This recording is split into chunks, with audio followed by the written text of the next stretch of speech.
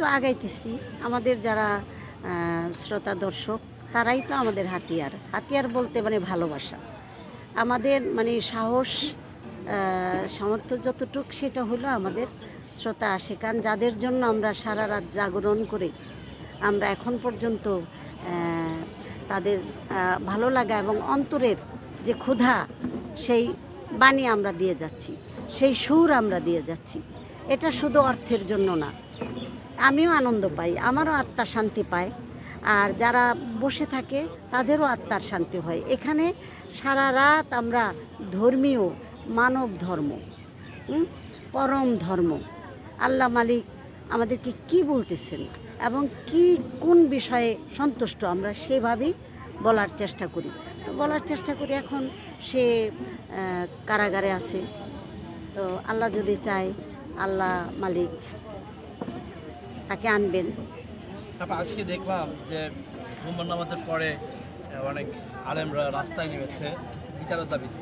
আমরা যখন আসতেছিলাম বিভিন্ন রাস্তায় বাইতুল মোকাররমের নামাজ শেষ করার পরেও দেখলাম যে মিছিল হচ্ছিল বা বিভিন্ন ধরনের কথা হচ্ছিল। আসলে যারা বিচারের দাবিতে রাস্তায় নেমেছে, আসলে আপনার কাছে মনে হয় যে আবুল সরকার যে কথাটা বলেছে সেটা ভুল নাকি সঠিক, যেটার কারণে আজকে এক শ্রেণীর মানুষ রাস্তায়? না না না, যারা রাস্তায় নামছে তারা রাস্তার মানুষ।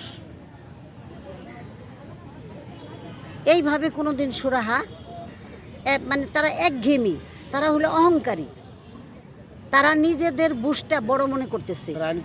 তাকে তার নামে কেস হয়েছে, মানে মহারাজ আবুল সরকারের নামে কেস হয়েছে, আইনের প্রক্রিয়া নিয়ে গেছে, তাকে নিয়ে গেছে। যেই কেস হয়েছে, ধারা হয়েছে, যতদিন মেয়াদ হয় ততদিন রাখবে, ব্যাস। আমরা তো আর অত কিছু বুঝি না। যারা নাকি আইন বিশেষজ্ঞ যারা আছে তারা যেইভাবে মানে তাকে কতদিন রাখবে, তারপরে কি করবে, কোথায় ছাড়বে, এটা তো তাদের কাছে চলে গেছে, আইনের কাছে চলে গেছে। এরপরে চিল্লাচিল্লি, এটা হলো তাদের স্বভাবের দোষ, না বুঝেই লাফালাফি। যারা আজকে রাস্তায় নেমে বিচারের দাবিতে, এটা না বুঝেই লাফালাফি, এটা শুধুই একটা অকল্যাণ, দেশের একটা কলঙ্ক ঘটায় দেওয়ার হইল। এটা হইল তাদের দূরভিসন্ধি। গত কালকের আগের দিন প্রেস ক্লাবে আপনারা একটা সংবাদ সম্মেলন করেছিলেন, ওদেরকে আপনি বলেছিলেন যে তৌহিদি জনতা নামটাই রাখবেন না। নামটা রাখবে না সেটা বলি নাই আমি, মানে ওটা হয়ে গেছে একটা মেজাজে চলে আসছে আর কি। এখন তো মেজাজটা শান্ত রাখতে পারতেছি না, কারণ যারা নাকি তৌহিদ শব্দ বলে তাদের মধ্যে মিথ্যা কেন? তৌহিদ তো হলো একত্ববাদের ঘর।